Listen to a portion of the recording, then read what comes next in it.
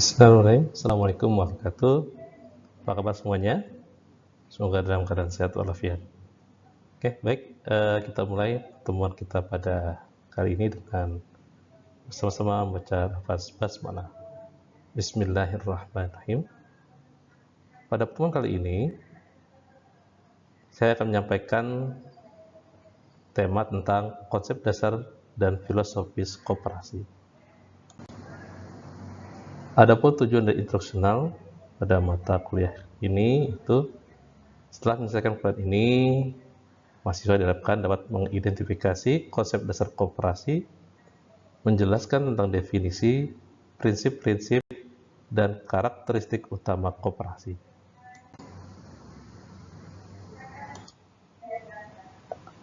Adapun mata kuliah ini diampuh oleh saya sendiri yaitu Uwais Hidayat, dan CPMK pada mata kuliah ini yaitu mampu memahami konsep dasar dan filosofis koperasi, SKS-nya 2 SKS, dan bobotnya yaitu sebesar 10%.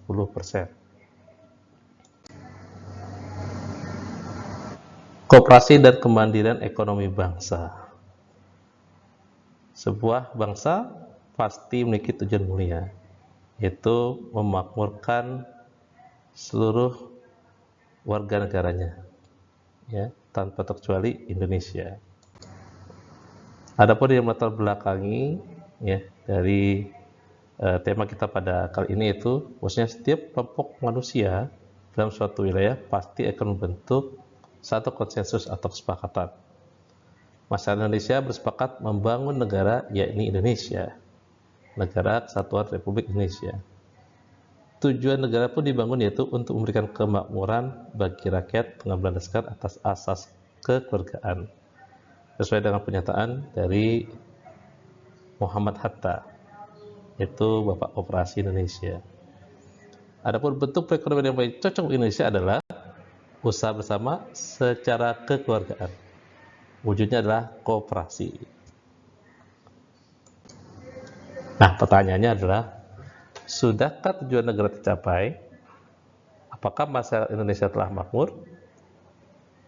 Nah, alhamdulillah ya kita punya koperasi di negara kita. Tapi kenapa ya kita merasa ekonomi masih belum juga mandiri? Nah, berikut gambaran ya kondisi existing UMKM Indonesia. Jadi ya 62 juta 9 atau tepatnya ya boleh katakan 63 juta lah ya, itu pelaku ya kegiatan bisnis Indonesia adalah UMKM. Boleh katakan mungkin hampir 99% ya jenis usaha yang dilakukan oleh masyarakat kita adalah usaha menengah kecil dan mikro, mulai dari omset 50 miliar ya sampai dengan 50 juta per tahun ya, di mana ya itu jumlah UMKM mensupport hampir 99,9%, dan itu saja menjadi ceruk pasar yang potensial bagi koperasi, di mana UMKM ya ini sebagian besar belum bankable ya, sehingga ini menjadi peluang yang potensial bagi koperasi. Di negara kita Indonesia, jenis badan usaha itu ya terbagi dalam 3 besar. Yang pertama itu BUMN, BUMS, dan juga koperasi. Jadi kalau berbicara badan usaha, maka ketiga jenis usaha inilah yang bisa dipilih ya kayak gitu. Ya, koperasi memiliki landasan ideal dan operasional yaitu Undang-Undang Nomor 25 Tahun 92, yaitu perekonomian disusun sebagai usaha bersama berdasarkan atas asas kekeluargaan sesuai dengan pasal 33 ayat 1 ya. Terus kemudian kalau pada BUMN ya ayat 2, sedangkan BUMS pada ayat keempat. Artinya ya operasional koperasi itu memiliki ya dasar yang kuat ya sebagai sebuah institusi ya bisnis. Lalu pertanyaannya, ya, kenapa koperasi ya itu banyak pula yang bertumbangan? Ada yang muncul, namun juga ada yang bertumbangan. Ada apa dengan koperasi? Ya, gitu. Nah, nanti di sesi akhir akan saya jelaskan ya tentang kondisi yang menyebabkan hal itu terjadi. Baik, kita lanjutkan ya. Nah, apa itu koperasi? Ya, berdasarkan Undang-Undang Nomor 25 Tahun 92 Pasal 3 nyatakan bahwasanya koperasi memiliki tujuan untuk mesejahterakan anggota, ya, pada khususnya dan masyarakat pada umumnya, serta ikut membangun tatanan perekonomian nasional dalam rangka mewujudkan masyarakat yang maju, adil, makmur berdasarkan Pancasila dan Undang-Undang Dasar 1945. Ya. Adapun beberapa isu terkini tentang koperasi, diantaranya koperasi memiliki posisi strategis, tapi kenapa ya nggak berkembang? Koperasi banyak, namun ekonomi belum mandiri. Pertanyaan berikutnya, bisakah koperasi maju? Dan bagaimana kontribusinya bagi bangsa? Ya. Koperasi strategis, tapi nggak berkembang. Ya. Hal ini ya disebabkan karena beberapa faktor, diantaranya ya cara pandang masyarakat terhadap koperasi yang masih sangat minim ya kawan-kawan ya, kayak gitu. Beranggapan koperasi itu seperti lembaga sosial ya, kayak gitu. Ya, asik meminjamkannya, asik meminjam gitu ya, tapi ya dalam pengembaliannya sulit ya, kayak gitu. Ya, jadi banyak masyarakat masih memandang seperti itu. Kemudian regulasi pemerintah yang terlihat masih tumpang tindih ya, masih belum terkonsentrasi pada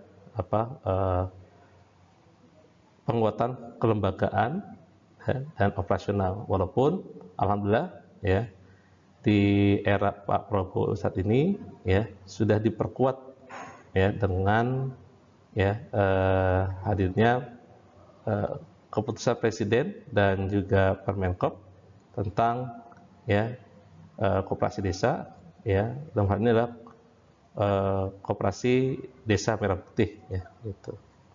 Nah, berikutnya adalah ya itu tentang minimnya ya keinginan pemerintah untuk mengembangkan kelembagaan atau ekosistem koperasi. Nah, mudah-mudahan ya dengan adanya keputusan Presiden dan keputusan Menteri ini bisa memperkuat ya, nah itu fondasi ya dan juga ekosistem bisnis koperasi. Nah, berikutnya saya akan menjelaskan tentang jenis-jenis koperasi. Ya. Sebelum tahun 2025, ya,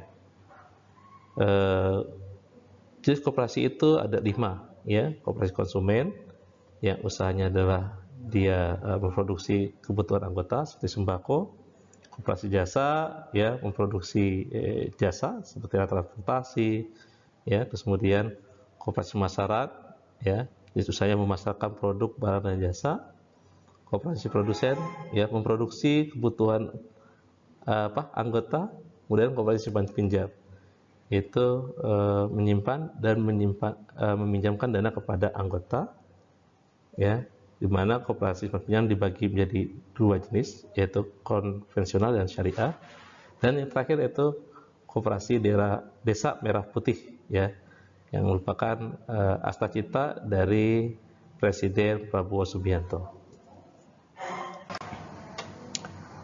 Adapun koperasi memiliki 7 pilar, ya, atau 7 dasar yang ini memperkokoh dan menjadi ciri khas khusus koperasi. Apa itu? Yang pertama, keanggotaan bersifat sukarela dan terbuka. Kemudian pengelolaan dilakukan secara demokratis, one man one vote. Pembagian SHU dilakukan secara adil. Pemberian balas jasa yang terbatas pada modal. Kemandirian, pendidikan perkoperasian, jadi setiap anggota itu berhak untuk menerima pendidikan atau pelatihan dan kerjasama antar koperasi. Adapun untuk koperasi syariah atau KSPPS ada satu pilar lagi, yaitu sesuai terhadap prinsip syariah. Nah, berdasarkan jenis usaha ya, kaitannya dengan simpan pinjam, ini koperasi terbagi menjadi dua ya, kayak gitu. Pertama yang konvensional ya, base transaksinya adalah bunga, nah itu. Yang kedua adalah yaitu syariah ya, base transaksinya itu dengan konsep jual beli, kerjasama dan sewa, di mana dan di dalam aktivitas bisnisnya koperasi memperoleh margin dan juga bonus ya sebagai pendapatan dari koperasi syariah. Nah, tadi di awal ya seperti singgung, kenapa sih kok koperasi nggak berkembang gitu kan? Nah, itu dan kurang berkontribusi bagi bangsa ya. Ya, disebabkan karena ya bisa jadi karena pengurusnya yang kurang amanah, kurang tanggung jawab, ya, pengelolaan juga nggak kompeten, terus kurang akuntabel, ya, tidak dibarengi dengan digitalisasi, terus kurang inovasi, ya, terus kemudian ya kurangi ulet dan sabar. Artinya kalau koperasi ini mau terus tumbuh, ya, terus kemudian untung, ya, besar, ya, mandiri dan berkontribusi untuk bangsa, ya para pengurusnya ya harus pengurus yang amanah, yang tanggung jawab, yang kompeten, yang akuntabel, ya, yang kerja keras, ya, memiliki visi misi yang kuat, ulet dan sabar, itu. Nah, adapun dengan anggotanya pun sama. Jadi ya karena anggota ini sejatinya adalah pemilik dari koperasi. Ini yang membedakan ya antara koperasi dengan usaha lainnya, di mana anggota selain sebagai pengguna jasa juga sebagai pemilik koperasi. Ya. Maka ya agar koperasi maju berkembang, anggotanya harus memiliki partisipasi yang aktif. Jangan cuma mau menabung tapi nggak mau belanja di koperasi, belanjanya di merah sama biru. Yang kedua harus loyal gitu kan, gitu ya. Jangan mudah tergoda ya, kayak gitu. Yang ketiga harus tanggung jawab. Kalau diberikan pembiayaan ya harus tanggung jawab, harus disiplin untuk membayar ya, komitmen yang tinggi. Dan 5 yaitu kebersamaan. Nah, itulah ya tips agar ya koperasi yang kita kelola itu maju dan berkembang. Ya. Lalu kemudian kesimpulan yang bisa kita ambil dari pertemuan kita kali ini adalah maksudnya koperasi merupakan suatu bentuk organisasi ekonomi yang berlandaskan pada asas kekeluargaan dan semangat gotong royong, di mana setiap anggota yang memiliki hak dan kewajiban yang setara. Konsep dasar koperasi menekankan pada partisipasi aktif anggota dalam pengambilan keputusan serta pembagian hasil usaha secara adil dan profesional.